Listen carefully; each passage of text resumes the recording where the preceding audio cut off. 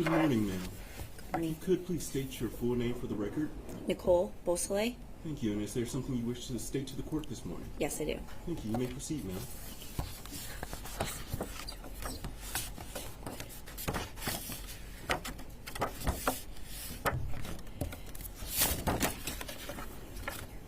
Thanks.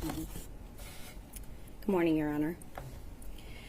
Madisyn Baldwin, a name that most didn't know prior to this horrific act, but now a name that everyone has come to love. A name that has brought so much joy to the world. Your Honor, I know you haven't had the privilege to know her, only of what you've heard.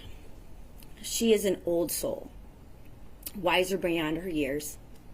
At only 17, she has taught me more than I could ever thank her for. Having her young myself, she made me the mother I am today. She gave me the courage to be stronger. A few key things about Madisyn was her laughter, contagious smile, intelligence, passion, kindness, fearless drive, and determination. She is the light when you need it most. When the world gets dark, she's the stars. That small beacon of light that is so far to see, but up close burns like wildfire. At times I catch myself missing these characteristics, worried that I might forget them, but then I realize she's here. Madisyn lives in all of us. Her legacy remains, her kindness continues, now and forever. She will always be the heartbeat of our family. On November 30th, 2021, is a day that has forever changed my life. It burns into my body like a cigarette burn. Enough to scar, but always a constant reminder. The day I found out that my daughter's life was taken. A life that was still so young and full of life. After that day, she became a statistic, a victim, a planned act of tragedy. How could my daughter be summarized in such intrusive manner? How could these now be her associations? I would like you to know that these accusations are false. I will not allow her name to be followed by the phrase Oxford shooting victim. She will be remembered by her name, a name that is loved unconditionally, one that has no hidden remark. The strong name we gave her, Madisyn. When I received word that the school was under attack, my daughter had already been gone for over an hour. This I didn't know while driving into a designated area pretty much on autopilot, waiting for the unknown. As I paced the Myers asking where my daughter was, all I received was blank stares. As the remaining kids reunited with their families, we were left there in silence, waiting for the answers that we are still waiting for. Next thing I hear, can the family of Madisyn Baldwin follow me? As I walked into the room, I felt this chill come across my body, so cold that I felt it in my bones. I pleaded not to go in, but following command, the words we heard were, I don't have good news on these 3 children. They are deceased. The sheer blunt statement could destroy you to the core. I was completely paralyzed. I felt every scream that came from my body. I felt every breath I took was fading. My mind was in a state of dementia, and then my body dropped to the floor. We were literally suffocating together in disbelief. Replaying those words in my head, within seconds, I thought, did I hear them right? I was definitely misinformed. The sobs came from a deep part in me. Tears soaked the cold floor I laid on. I managed a few calls, but conversations I've blocked out. Leaving for the substation, I stared out the window, looking for her, but replaying those words in my head. My mind and heart were literally in two different places. The rest of the night was excuse after excuse on why I couldn't be taken to my daughter. I needed to see her. I needed to prove that the information was not meant for me. But all I was offered was a table the next day at the medical examiner's office to identify her. Getting back home felt like forever. I had to tell her 11-year-old sister at the time that her best friend was gone. Peyton's screams will forever haunt me.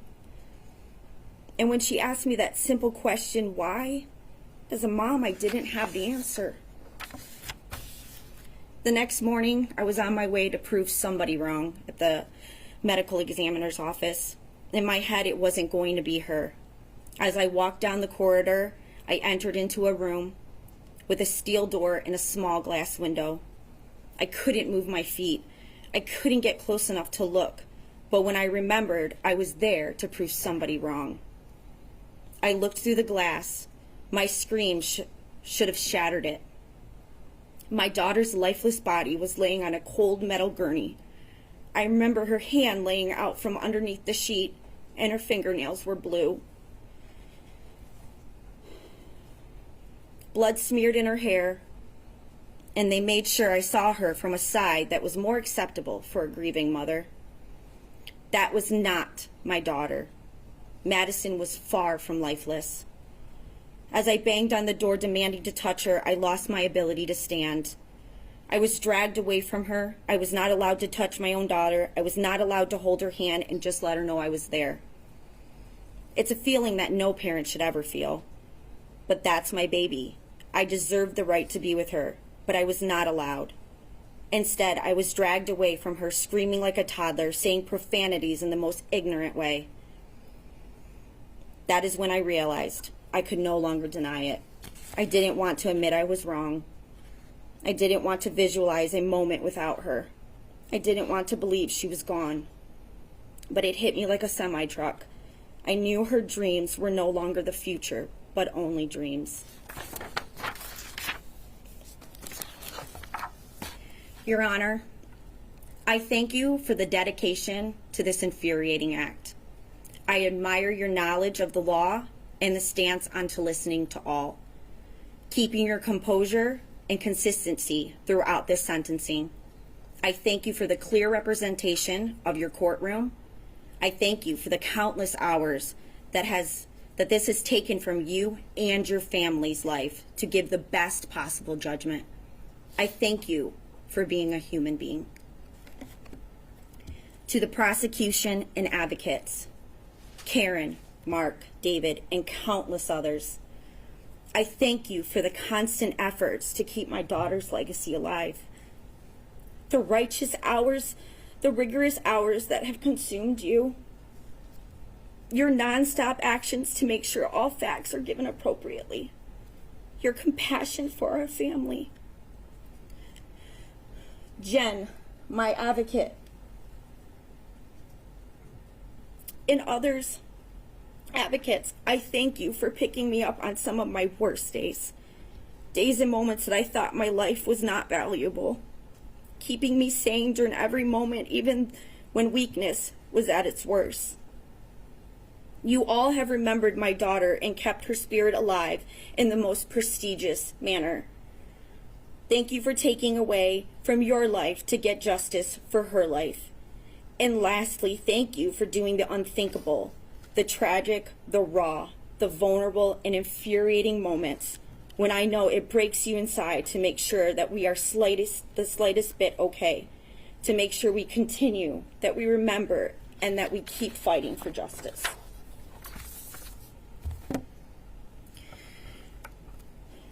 To the waste that took my daughter's life, that name will never come out of my mouth. That life will cease to exist to me, and just like trash, it will be forgotten.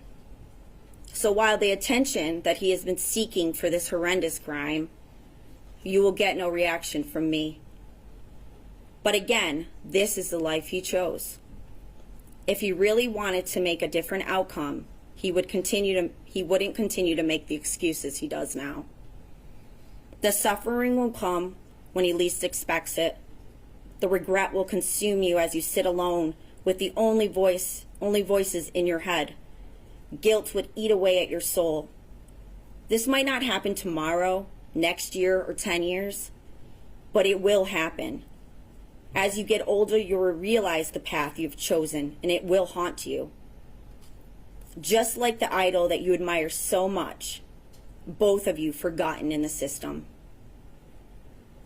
And when these emotions flood into your body like you're bleeding out, no one will be there to save you.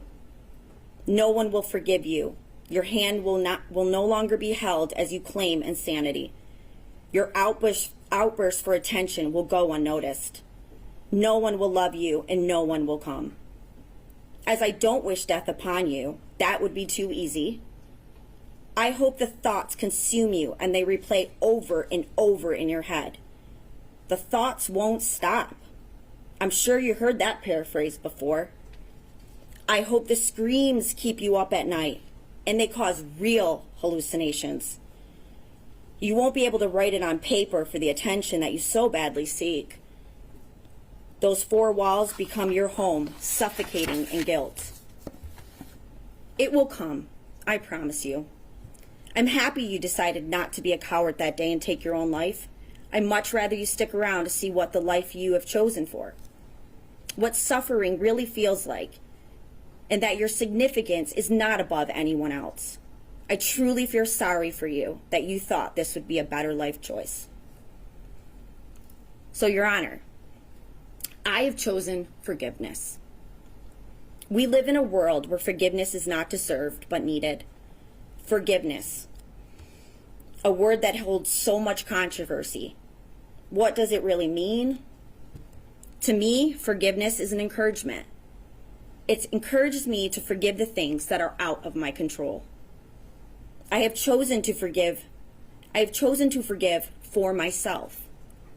In some that might seem weak or giving in, it's my new journey with Madison, because honestly, that is who she was and that is what she would have done.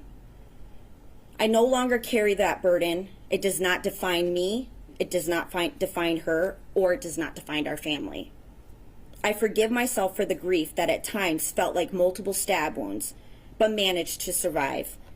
I forgive myself for the weak moments of fear of the world around me. The time it's taken from my family and loved ones, time I will never get back. I forgive myself for not allowing joy and happiness in my life, to reflect and to learn. I forgive myself for any anger that raged inside me and I took out on the ones I love, in hopes that this would destroy me or suffering would be unbearable. You failed. I'm so much stronger than you, and your weakness consumes you. I don't choose to forgive the destructive nature that caused her death. Forgiving is a choice. I choose not to forgive you for the choice you made. This is exactly what you wanted. This is not a life that I would ever want to live. What this has done is ignited the light that I thought I lost. Madison's light. Your Honor, I hope you stamp his faith with whatever fate that might be, to continue to live the life sentence that he researched. That his life sentence is the same as my life sentence I received. As a life sentence that I cannot escape from. Day by day passes, I hope his life seems more meaningless, lost and forgotten. So when my time comes, and I will never worry if our paths or fates will ever meet again, but when our true day of judgment comes, my justice will be served. That his life sentence will continue so that he may live in his own personal prison for eternity, with no one waiting for him. I can only wish him the best on his new life and the repercussions that follow. Your Honor, as I close this chapter and I start a new one, I would like to make one thing clear. These actions did not break me. I am not broken. I am just rearranging the pieces. I am surviving each day, navigating this journey, celebrating the good and learning from the bad, choosing happiness, forgiving when needed and when it's deserved. I am living. I'm living because of my baby girl, Madison. Thank you. First off, sorry for your loss. Thank you for your statements this morning. It showed a lot of strength and courage, so I appreciate it. Thank you. Thank you.